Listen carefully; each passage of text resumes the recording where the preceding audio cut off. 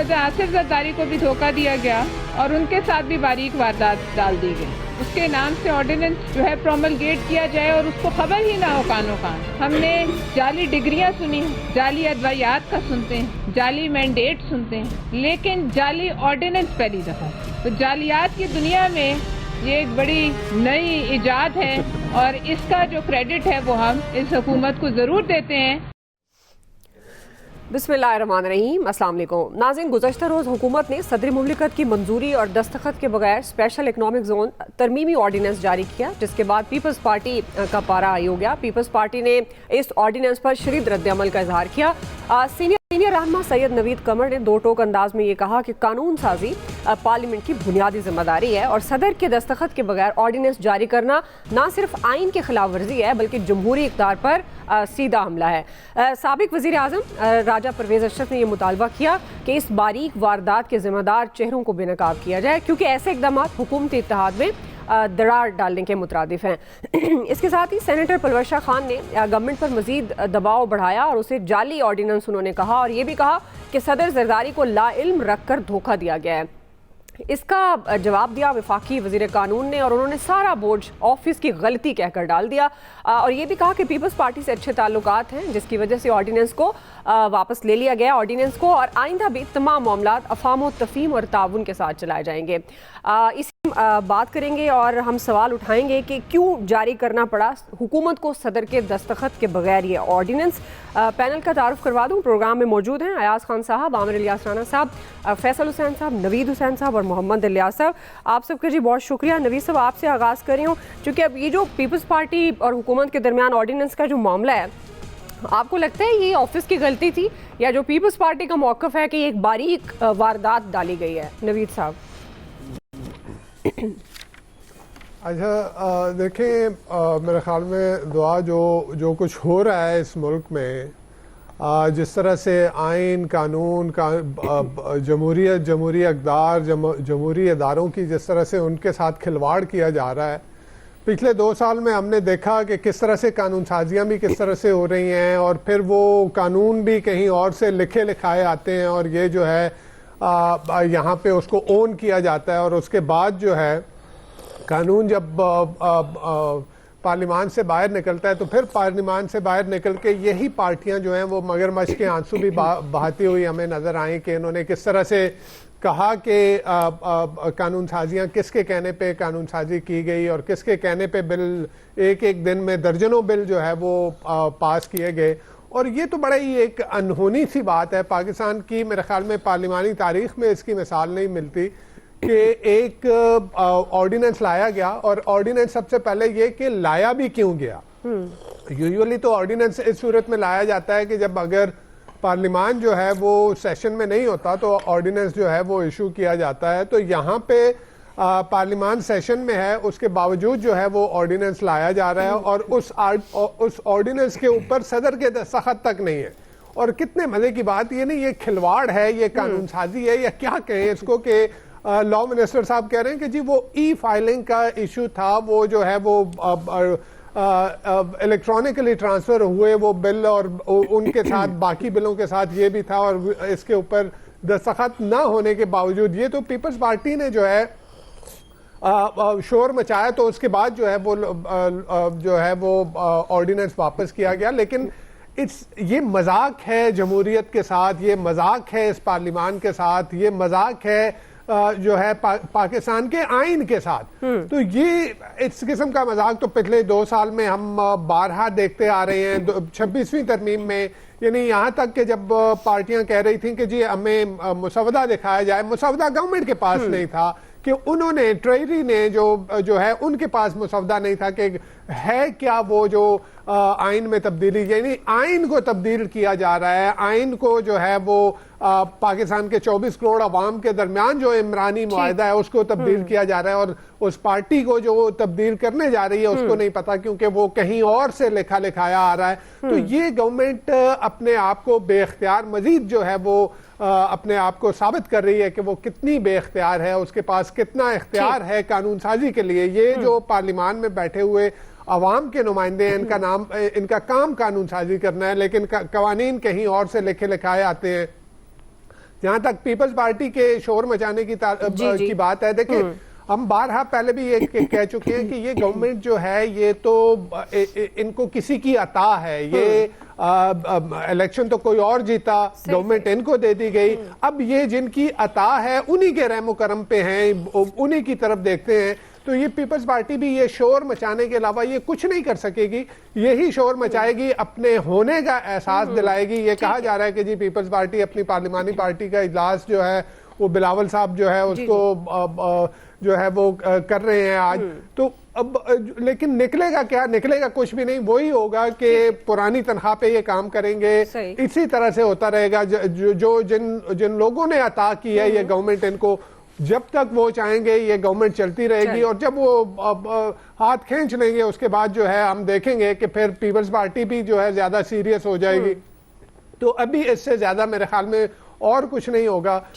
Peoples party ने जो अपना एहतजाज रिकॉर्ड करवाना था वो रिकॉर्ड कर दिया, अपने होने का जो एहसास दिलाना था वो एहसास दिला दिया, नथिंग मोर देन दैट। सही। आमिर साहब, ये मामला इतना ही सीधा है कि ऑफिस की गलती है, या पीपल्स पार्टी ने चूंकि इस पर बड़े सख्त अल्फाज भी, बारीक वारदात भी कहा उन्होंने, फिर साथ में उन्होंने कहा कि जाली दवाओं का सुना था, जाली डिग्रियां भी पहले थी, अब ये जाली ऑर्डिनेंस भी जारी हो रहे हैं, तो वो ये भी कह रहे हैं कि बेनकाब करेंगे। तो क्या ये वाकई कोई गलती हुई या ये कोई कॉम्प्लिकेशन थी इसके अंदर, या पीपल्स पार्टी अब क्या आपको लगता है कि आने वाले दिनों में इसको बेनकाब करने जा रही है, ताकि क्योंकि वो ये कह रहे हैं कि हम इसलिए भी करेंगे हमारा जो इत्तेहाद है वो बरकरार रह सके। आमिर साहब, देखें ये 78 साल से इसी तरह मुल्क चल रहा है, किसी को ख्याल ही आ रहा है कि ये 3 साल से सिर्फ इस तरह का हो रहा है, किसी को 5 साल से आ रहा है, किसी को 10 साल से आ रहा है। आप हिस्ट्री पढ़ते चले जाएं, इसी तरह ही मामलात चलते आए हैं और निकलते आए हैं, तभी तो हम एक दायरे के सफर में हैं, इसमें कोई खास फर्क नहीं है। और बिल्कुल वफाकी हुकूमत ई फाइलिंग पे ही है, 100% काम अब उसी पे हो रहा है, बहुत कम मैनुअल चीज़ें होती हैं कि कोई फाइल चल रही हो, अदरवाइज ये सारा कुछ होता है। और साथ चूँकि ऑर्डिनेंस थे, ये स्पेशल इकनॉमिक जोन्स का था, तो जैसे ही पीपल्स पार्टी ने तवज्जो दिलाई, नंबर 1 तो गवर्नमेंट ने उसको वापस ले लिया। अगर आप चेक करें कि जो वज़ीर कानून ने वजाहत की उसमें यह भी कहा गया कि हम चाहते तो हम इसी को अप्रूव भी कराते, लेकिन चूंकि हमारे ताल्लुकात ठीक हैं पीपल्स पार्टी के साथ और हम उनकी बात मानते हैं, तो हमने बिल्कुल वापस ले लिया और इसको पार्लियामेंट से कानून बनाएंगे। बात तो इतनी है। अब अगर इस पे कोई आरिफ अलवी का दौर सदारत याद रखें, जो आर्मी एक्ट और बाकी चीज़ें थी जिस पे उन्होंने कहा नहीं मैंने तो साइन ही नहीं किए, उसकी वजह यह थी कि उनके ऑफिस में मौजूद था और मुकर्ररा मुद्दत में जब आप साइन ना करें, सदर के पास 2 इख्तियार हैं, आपके पास कोई कानून या ऑर्डिनेंस या कोई एडवाइस समरी जाती है तो 14 दिन और 10 दिन आप मखसूस दिन में या तो आप उस पर साइन करते हैं या आप एतराज लगा के वापस कर देते हैं। आप अगर चाहें, तीसरा ऑप्शन आपके पास कोई नहीं है, सुपरा पार्लियामेंट सदर नहीं है, तो अगर वजीर आजम दोबारा एडवाइस कर दें तो वो सदर के ऊपर बाइंडिंग हो जाती है। जैसे आरिफ अलवी गवर्नरों के साथ खेलते थे कि नहीं मैं एक्सेप्ट नहीं करूंगा, नए लगाने पे मैं देर करूंगा, तो ये काम सदर मुमलिकत कर सकते हैं। जैसे फेडरल पब्लिक सर्विस कमीशन पे सदर मुमलिकत ने, शहबाज शरीफ साहब ने जब मियां मुश्ताक का नाम भेजा तो उन्होंने एतराज़ात लगा के और भिजवा दिए, और जब भिजवा दिए तो नई नई गवर्नमेंट आई थी तो शहबाज शरीफ साहब ने बजाय इसके कि दोबारा एडवाइस भेजते, उन्होंने कहा चले और देख लेते हैं, तो जनरल सत्ती साहब को फिर जो मुल्तान के कोर कमांडर थे उनकी एडवाइस भेज दी गई, वापस कर देते ना, नहीं की, सदर साहब ने साइन कर दिए। अभी तो वो हाजिर सर्विस ही थे, उनको फेडरल पब्लिक सर्विस कमीशन का मेंबर लगा दिया, वो बाद में रिटायर होके और उन्होंने फिर चेयरमैन पब्लिक सर्विस कमीशन का चार्ज संभाल लिया, और अब वो सेंट्रल सिलेक्शन बोर्ड के भी हैसियत चेयरमैन, FPSC उसके भी चेयरमैन हो गए हैं। तो ये तो कोई ऐसी बात नहीं है, ये होता है, कोई मानता है और कोई नहीं मानता, लेकिन शहबाज शरीफ की गवर्नमेंट ने कोई ये नहीं किया कि जी एक गलती हुई है, उन्होंने उसे पब्लिकली तस्लीम किया, उसी वक्त रात को उन्होंने बता दिया। तो फिर आज क्या हुआ?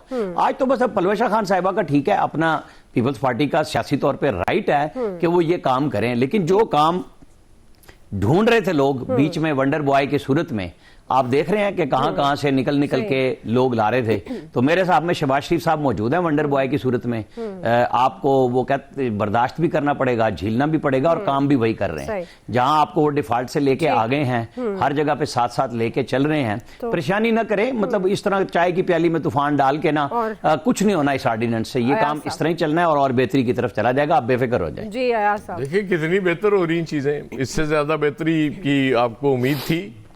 वो उन्होंने सोचा होगा अब नून लीग वालों ने कि अपना ही सदर है, कोई नहीं दस्तखत नहीं भी कीते थे, इसी मतलब जारी कर देने, वो मान जाएंगे बाद में कब, लेकिन वो ज़ाहिर है पीपल्स पार्टी को पॉइंट स्कोरिंग का मौका मिल गया, उनको जमहूरियत याद आ गई, जमहूरी अक़दार याद आ गई। उन्होंने कहा जी ये देखें क्या जाली काम हो रहा है, हम तो ये किसी सूरत बर्दाश्त नहीं करेंगे।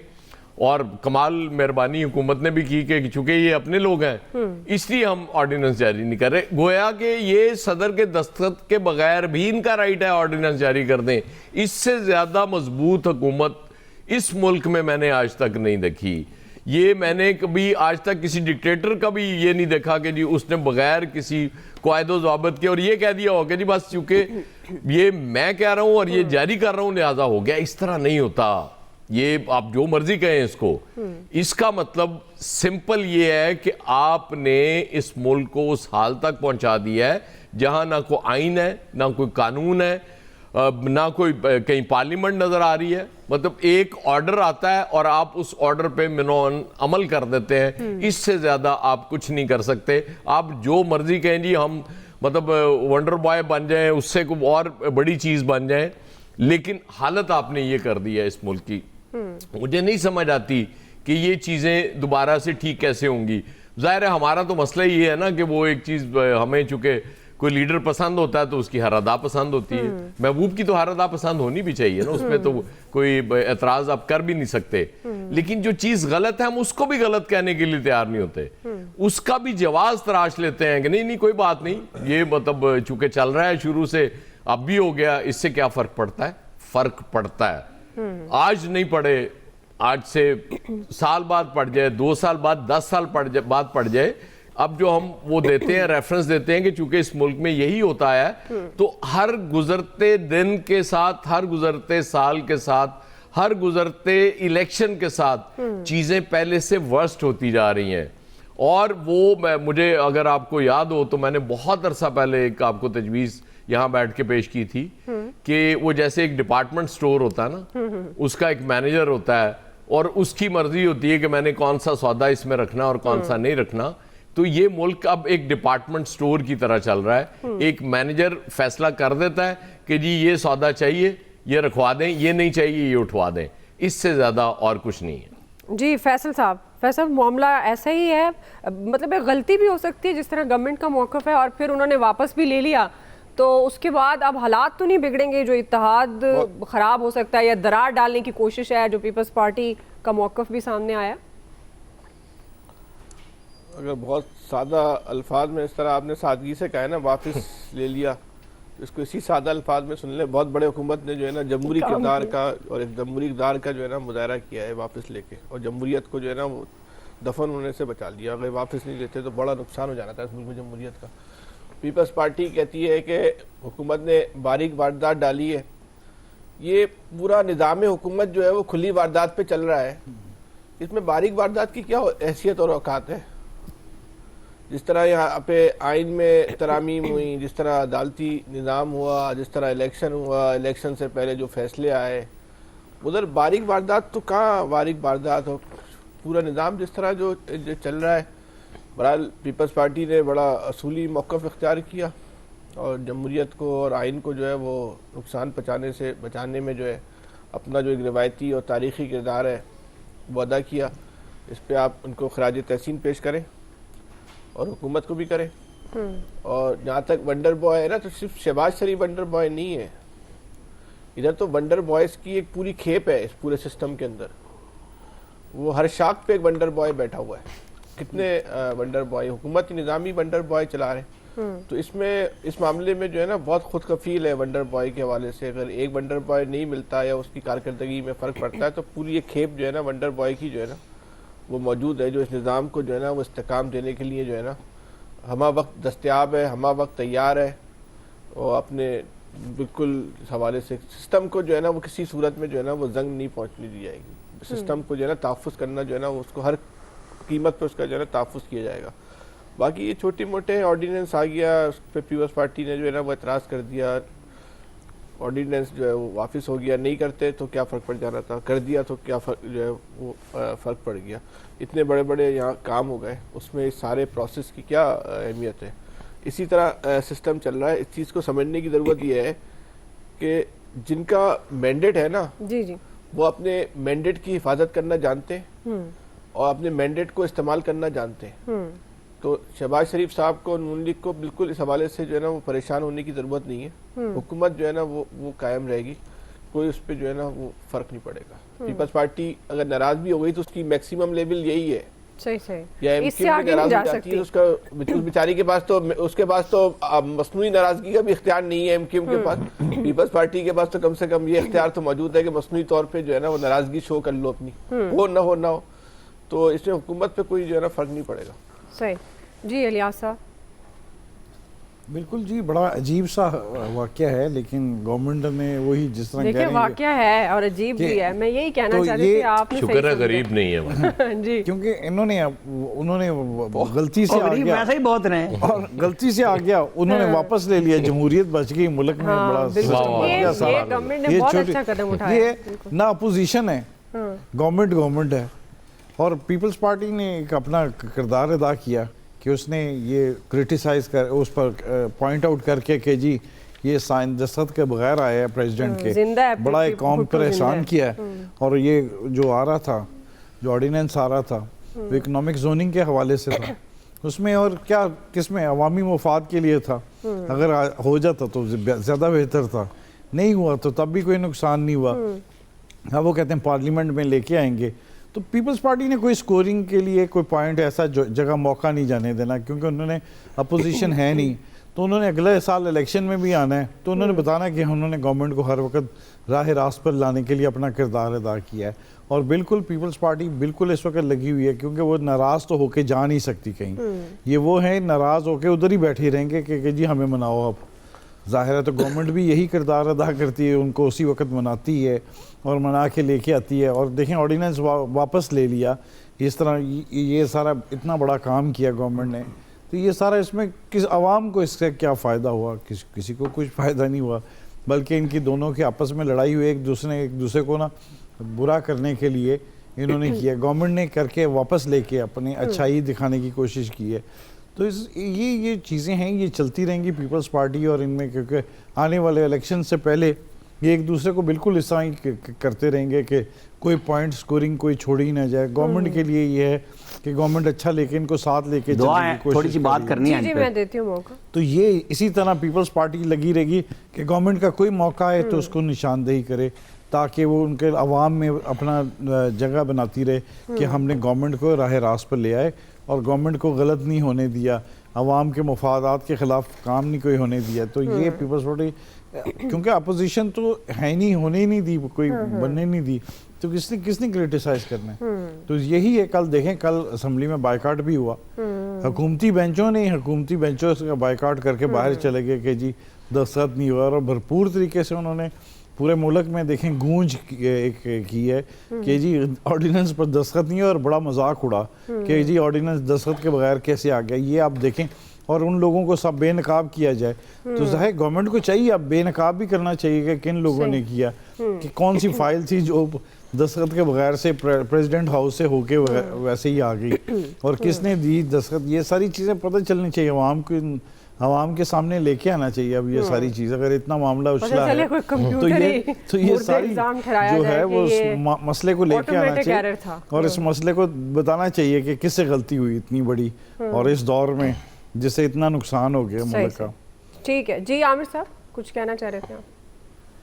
मैं वो कह रहा था, वंडर बॉय तो शहबाज शरीफ हैं, लेकिन वंडर अपोजिशन भी तो मौजूद है। कि कमाल ये है कि वो किसी मामले में जहां आवाम की बात हो, चलें ऑर्डिनेंस तो कानून जो अपोजिशन का मेन काम है कि बनने रोकने में बात करे, आइन बनता है, आइन में तरमीम होती है, पीटीआई गायब होती है। अल्लाह के फजल से सेनेट और कौमी असम्बली दोनों में बाइकाट करके बजट में सहूलत देती है। कहीं जिसके लिए सारे भाग रहे होते हैं, कहीं उससे भी सवाल हो तुम अपोजिशन में हो क्यों, किस काम के लिए हो? कल तो चले अपोजिशन लीडर नए आ जाएंगे, महमूद खान चौधरी भी, लेकिन ये पीटीआई से क्यों चले? हुकूमत तो गंद कर रही है जी, हुकूमत की इत्तेहादी जमातें भी आपस में बता भी रही हैं, हुकूमत और अपोजिशन का रोल प्ले कर रही हैं, लेकिन जिनका एक्चुअल किरदार है कि जो वॉच डॉग के तौर पे मीडिया अपना काम कर रहा है, भाई अपोजिशन कहाँ है? किसी भी जहां पे पीटीआई ने अपना किरदार अदा करना है वो कहाँ है? कुछ सवाल है ये वाला कि भाई आप लोग कर क्या रहे हैं पार्लियामेंट में? पैसे लेने के अलावा कोई चीज छोड़ते हैं, कोई वजीफा छोड़ते हैं, लेकिन जो काम है वो ये भी नहीं कर रहे। सही ठीक है। क्विकली ब्रेक से वापस आएंगे। दूसरा सवाल, ईरान अमेरिका से मुतल्लिक पुरतशद्दुद मुज़ाहरे ईरान में जारी हैं।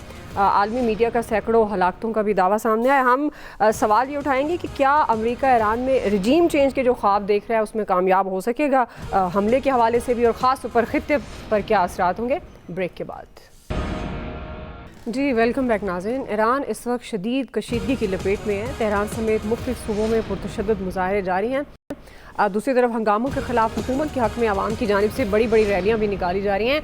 ईरान के सुप्रीम लीडर ने यह वाज़ेह पैगाम दिया है कि अवामी ताकत ने दुश्मनों की तमाम साजिशों को नाकाम बना दिया है। अमेरिका हस्ब रिवायत दबाव, धमकी और ब्लैकमेलिंग पर उतर आया। ट्रंप ने ईरान से तिजारत करने वालों पर 25% टैरिफ का भी ऐलान किया। अमरीकी शहरियों को फौरी ईरान छोड़ने की उन्होंने हिदायत भी जारी की और वाइट हाउस ने खुले अल्फाज में ये कह दिया कि डोनाल्ड ट्रंप ताकत के इस्तेमाल से गुरेज नहीं करेंगे। ईरान ने भी दो टोक जवाब दिया। ईरानी वज़ीर ख़ारजा ये कह रहे हैं कि हम जंग और मुज़ाकरात दोनों के लिए तैयार हैं। इसी पर हम सवाल उठा रहे हैं। अभी सब आपसे आगाज़ करूंगी, चूँकि क्या आपको लगता है कि अमेरिका वाकई ईरान पर हमला करेगा, और क्या अमेरिका ईरान जैसे मजबूत नज़रियाती मुल्क में रजीम चेंज के जो ख्वाब देख रहा है उसमें कामयाब हो सकेगा? देखिए, ख्वाब देख रहा है, ख्वाब नहीं देख रहा, सिर्फ वो पहले एक दफ़ा कर चुका है। आप मुसद्दिक की गवर्नमेंट देखें, वो जिस तरह से टॉपल की गई थी वो CIA नहीं की थी ना। बाद में CIA ने जो है वो तो उसने एडमिट भी कर लिया कि वो जो गवर्नमेंट थी उसको गिराने में जो है वो CIA का ही हाथ था, तो वो पहले ये कर चुका है। बात यह है कि यहाँ देखना ये है कि ये जो प्रोटेस्ट हो रहे हैं, ये प्रोटेस्ट, इसके पीछे अवामिल क्या हैं, और ये इससे पहले जो प्रोटेस्ट होते रहे हैं ईरान में, क्या ये उसी तरह के हैं? तो अगर देखा जाए तो ये इससे पहले जो प्रोटेस्ट है, अगर हम 2022-2023 में देखें, वो माशा अमीनी का वो जो एक केस हुआ था, और वो ज़्यादातर पहले के प्रोटेस्ट जो थे वो आइडियोलॉजिकली ड्रिवन थे। वो नज़रियाती एक इख्तिलाफ था जो वहाँ पे क्लर्जी की गवर्नमेंट है उसके साथ एक नज़रियाती इख्तिलाफ था। माशा अमीनी के केस में वो निकाब के ऊपर जो है वो इशू बना। उससे पहले अहमदी नजाद की गवर्नमेंट में जो है वो सिंस रिफॉर्मर्स जो है वो इलेक्शन हार गया था, तो इस वजह से जो है अगेन वो नज़रियाती प्रोटेस्ट था। इस दफा का प्रोटेस्ट थोड़ा सा डिफरेंट है।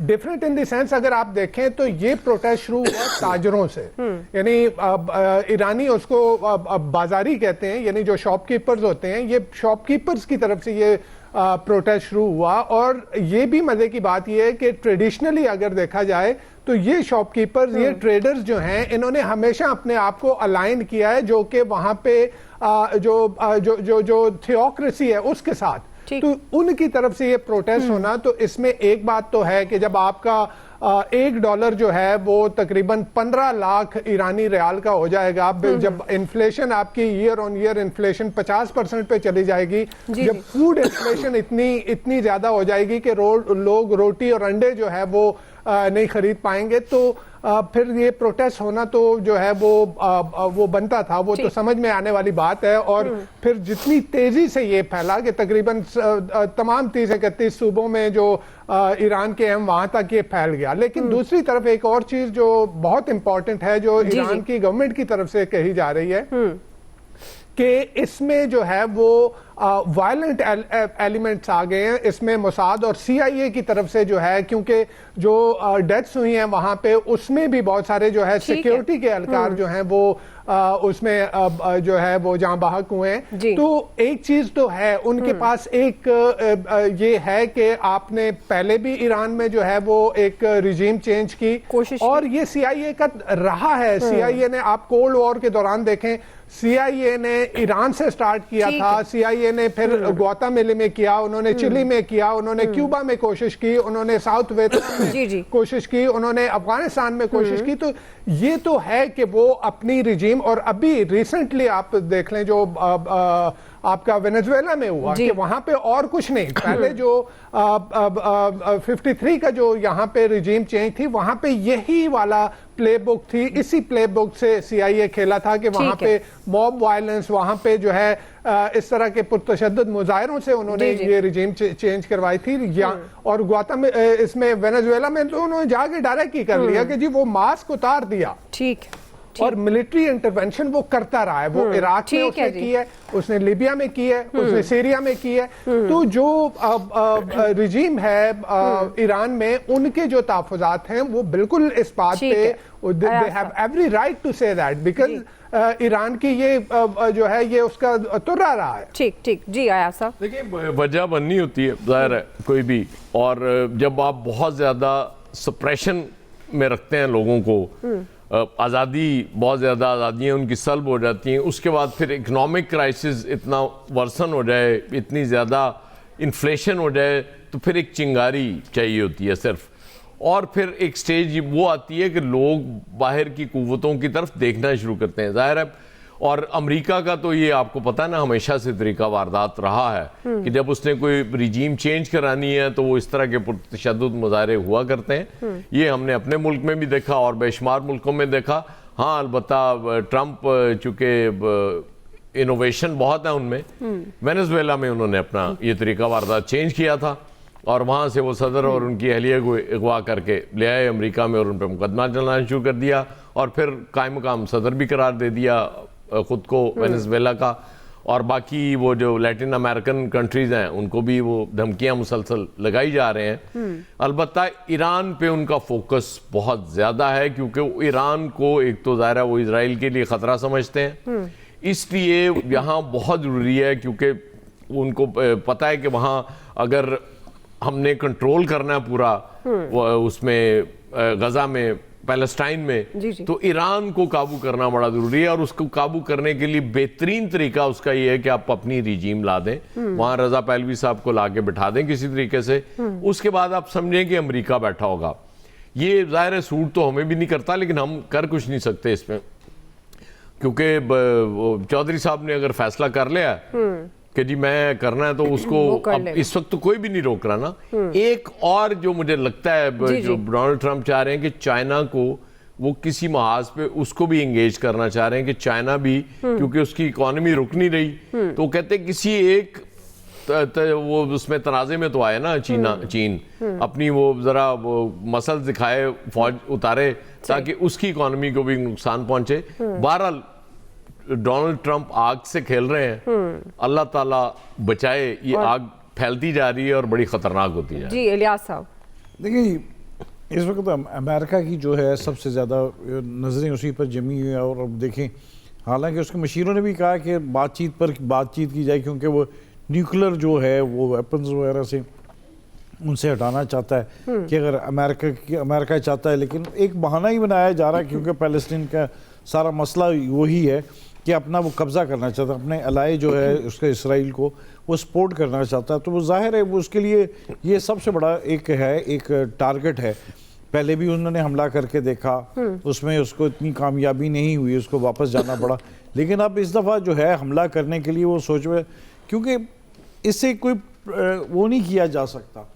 ये जो ट्रंप साहब हैं वो किसी टाइम भी हमला कर सकते हैं, करने को नहीं भी कर सकते, मुज़ाकरात पर आ जाएं। तो ये इनके जो इस सूरत हाल पर वो ये देख रहे हैं, क्योंकि पहले कर चुके हैं वेनेजुएला में, अब ये उनका लिए टारगेट है। वो हर जगह लगे हुए, एंगेज किया हुआ उन्होंने अपने आप को। और जो उन्होंने अपने टारगेट्स रखे हैं, तो उनके टारगेट्स में एक मेन टारगेट ईरान भी है, जहां रजीम चेंज करने के लिए। तो वो चेंज करने के लिए इस वक्त बेहतरीन अपनी जो सलाहियतों को अपने लेके आ रहे हैं। उन्होंने पहले धमकियां दे के देखा है, धमकियां देने के बाद अब वो चाह रहे हैं कि किसी तरीके उस पर किसी तरीके हमला, अगर हमला करते हैं तो वो किस तरह उस पर करते हैं। इस दफ़ा जो हमला लास्ट टाइम था वो सिर्फ वो नहीं, मिसाइल वगैरह नहीं मारने के या बम मारने के नहीं। अब इस दफ़ा वो है कि रजीम चेंज करने के लिए वो किसी तरह का इंटरनल वो भी करें, किया जाए, जो भी उनके वसाइल इस्तेमाल कर सकें, या एक्सटर्नल जो भी वो करके उसको रजीम को चेंज करना चाहते हैं। तो वो इस मसले में ताकि वो देख रहे हैं कि उसको चेक कर रहे हैं। लेकिन अगर ईरान की तरफ से आते हैं कि मुज़ाकरात की तरफ, तो देखते हैं ये क्या बातचीत करते हैं या कोई डेडलॉक होता है, तो उसके बाद फिर ये देख के उसको अपना एक लाहे अमल तय करेंगे। सही ठीक है जी, क्विकली ना देख लेते हैं, ब्रेक से वापस आएंगे, यहीं से कंटिन्यू करेंगे। जी वेलकम बैक नाज़रीन। क्योंकि ईरानी वज़ीर ख़ारजा ने आमिर साहब कहा कि जंग और मुज़ाकरात दोनों के लिए तैयार तैयार है। तो आपको लगता है कि एक तो क्या अमेरिका कामयाब हो सकेगा रजीम चेंज करने में, और दूसरा अगर जंग मुज़ाकरात दोनों सूरतों में ये जो बात हो रही है कि खित्ते में भी बहुत सारी तब्दीलियां हो सकती हैं, तो क्या असरात देख रहे हैं आप? देखें, बात यह है कि ईरान बहैसियत कौम एक मजबूत है ना, बतौर नेशन वो रिजॉल्व भी दिखाते हैं, तो यहीं पे उनकी कामयाबी का बाइस भी बन रहा है कि ये इशू बना कीमतों के ऊपर, और उसको अमेरिका बार बार ट्रंप ने जितना उसको उठाने की कोशिश की कि हम करेंगे मदद और ये करेंगे वो करेंगे, उसने ताजरों की एक्चुअल जो मुश्किल भी थी उसको भी और मुश्किल बना दिया।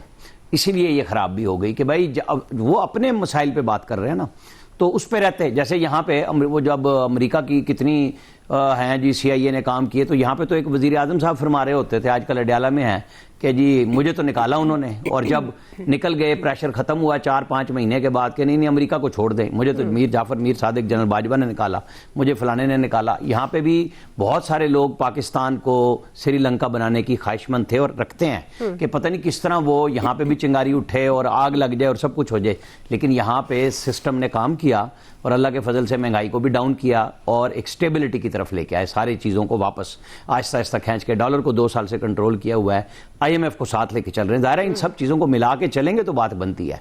हमें अपने मामलात पे ज़्यादा रखना चाहिए, वरना ईरान के ऊपर आप जो मर्जी तबसरा कर लें कि जो हमास ने किया था हमला, जिसकी वजह से आज गजा में लोग मुश्किल में हैं, उसकी जवाब तो हमास ने देना ना। यहाँ पे तड़पते हैं उसके लिए, भाई उन्होंने उन आम आदमियों को जिनको हज़ारों को मरवा दिया, उसका कसूरवार कौन है? उसके पीछे भी तो ईरान का नाम लेते थे ना।